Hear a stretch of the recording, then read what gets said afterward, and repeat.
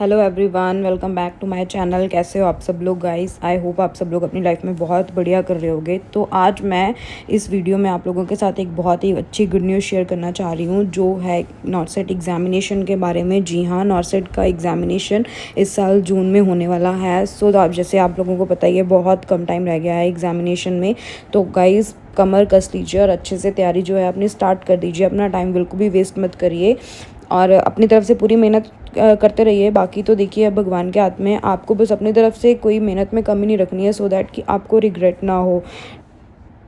बाकी इस वीडियो में हम अभी बात करने वाले हैं कि जो नोटिफिकेशन आई है उसके हिसाब से हमारा एग्जामिनेशन के लिए एलिजिबिलिटी क्राइटेरिया क्या होने वाला है, एज लिमिट क्या होगी, पे स्केल क्या होगी, हमारी जो सर्टिफिकेट्स हैं, अगर हमारा कोई पर्टिकुलर कैटेगराइजेशन है तो हमें कैसे उन सर्टिफिकेट्स को अपलोड करना है साइट पे, क्या क्या चीज़ों का ध्यान रखना है ऑनलाइन फॉर्म को भरते हुए। ये सब बातें ही हम इस वीडियो में डिस्कस करेंगे। तो चलिए वीडियो को स्टार्ट करते हैं। So guys let's just talk about the eligibility criteria. इसके लिए अगर आपने बीएससी नर्सिंग या पोस्ट बेसिक बीएससी नर्सिंग किया है तो आपको कोई भी रिक्वायरमेंट जो है वो नहीं चाहिए। बट अगर आपने जेएनएम किया है तो आपको मिनिमम ऑफ 2 ईयर्स का एक्सपीरियंस चाहिए इन अ 50 बेडेड हॉस्पिटल। रजिस्ट्रेशन की अगर हम बात करें तो आरएन या मिडवाइफ का रजिस्ट्रेशन आपको चाहिए रहेगा इन आईएनसी या फिर स्टेट नर्सिंग काउंसिल से। ठीक है। सो नेक्स्ट एज लिमिट की बात करते हैं। 18 टू 30 ईयर्स की एज लिमिट जो है वो रखी गई है एग्जामिनेशन के लिए। एज रिलैक्सेशन भी दी गई है according to your categories. General और ईडब्ल्यूएस कैंडिडेट्स को कोई रिलैक्सेशन नहीं दी गई है, उनकी मैक्सिमम एज लिमिट जो है वो 30 ईयर्स है। एसटी कैंडिडेट्स की 35 ईयर्स की है, ओबीसी कैंडिडेट्स की 33 ईयर्स की है, पीडब्ल्यूबीडी कैंडिडेट्स की 40 ईयर्स की है, पीडब्ल्यूबीडी प्लस ओबीसी कैंडिडेट्स की 43 ईयर्स की है, और वहीं पे PWBD plus SC ST candidates की 45 ईयर्स की एज लिमिट जो है वो दी गई है। अब सेंट्रल गवर्नमेंट एम्प्लॉयज जो है उनको जनरल और ईडब्ल्यूएस कैटेगरी में 5 ईयर्स का रिलैक्सेशन है। एससी एसटी कैंडिडेट्स को 10 ईयर्स का रिलैक्सेशन है, ओबीसी कैंडिडेट्स को 8 ईयर्स का रिलैक्सेशन जो है वो यहाँ पर दिया गया है। एप्लीकेशन फीस जो है वो जनरल प्लस ओबीसी कैंडिडेट्स के लिए 3000 की रहने वाली है, एससी एसटी और ईडब्ल्यूएस कैंडिडेट्स के लिए 2400 की होने वाली है, एंड पीडब्ल्यूबीडी कैंडिडेट्स के लिए ये फीस जो है वो एग्जाम्प्टेड है। और गाइस जो ये फीस है वो नॉन रिफंडेबल है, एक बार पे करने के बाद ये आपको वापस नहीं मिलेगी।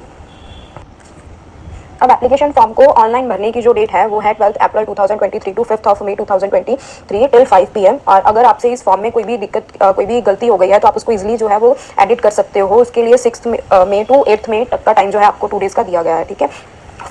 इस फॉर्म को आप एम्स की वेबसाइट पे जाकर इजीली भर सकते हो। ठीक है जी। बट गाइज आप ट्राई करिए कि आप इस फॉर्म को 5 मई से पहले ही भर दीजिए, लास्ट डेट की वेट बिल्कुल भी मत करिए। ठीक है।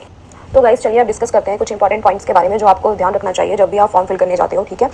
सबसे पहला पॉइंट जो है वो ये है आपका कि आपको फोटो सिग्नेचर और जो थंब इंप्रेशन है that should be according to the latest guidelines mention in the form. ठीक है। और एससी एसटी ओबीसी सर्टिफिकेट्स जो है वो according to the prescribed format होने चाहिए, which should be issued by a competent authority.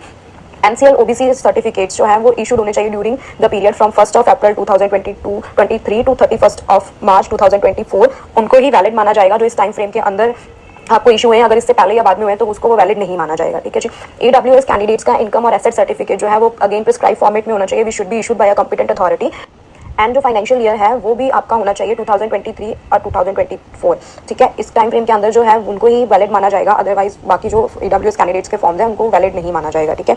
Then all the educational and experience related certificate should be uploaded by candidates. ठीक है। एट द टाइम ऑफ जब भी आप फॉर्म फिल करते हो, and जब भी डॉक्यूमेंट वेरिफिकेशन के टाइम पे या जब भी आपका रिस्पेक्टिव इंस्टीट्यूशन जो है आपसे सबमिट करने की रिक्वायरमेंट मांगता है तो आपके पास जो भी फॉर्म्स हैं, जो भी एजुकेशनल एक्सपीरियंस रिलेटेड सर्टिफिकेट्स हैं वो अवेलेबल होने चाहिए।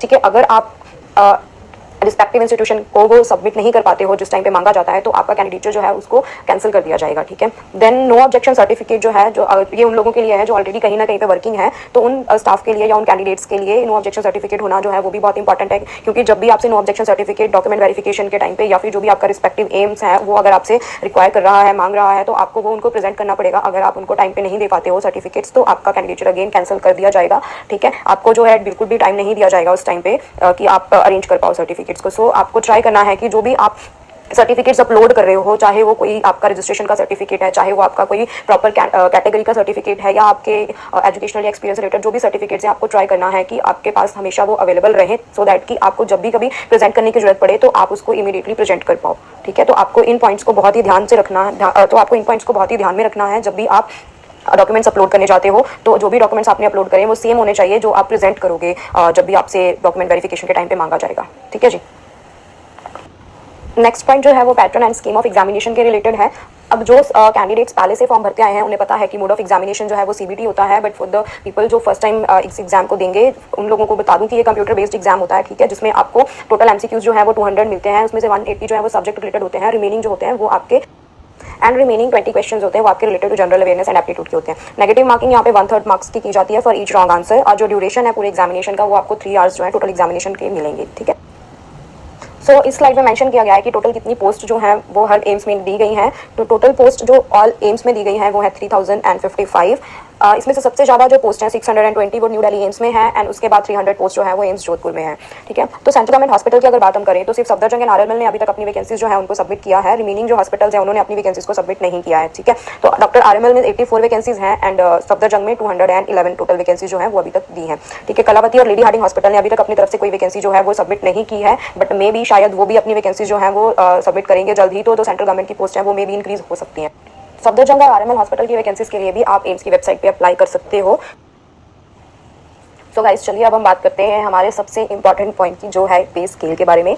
सो पे स्केल का जो लेवल है वो रहने वाला है 7th, ठीक है। 7th पे स्केल का लेवल जो है वो हमारा रहेगा, पे मैट्रिक्स 9300 टू 34800 का रहेगा, एंड ग्रेड पे जो है वो 4600 रुपीज़। सो गाइज ये था हमारा आज का वीडियो ऑनलाइन फॉर्म को फिल करने के स्टेप्स के बारे में एंड किन चीज़ों का आपको इंपॉर्टेंटली ध्यान रखना है उन सब बातों के बारे में। सो अगर आपको ये वीडियो अच्छी और इन्फॉर्मेटिव लगी हो तो प्लीज़ आप इस वीडियो को लाइक करिए एंड शेयर करिए, एंड मेरे चैनल को सब्सक्राइब करना मत भूलना।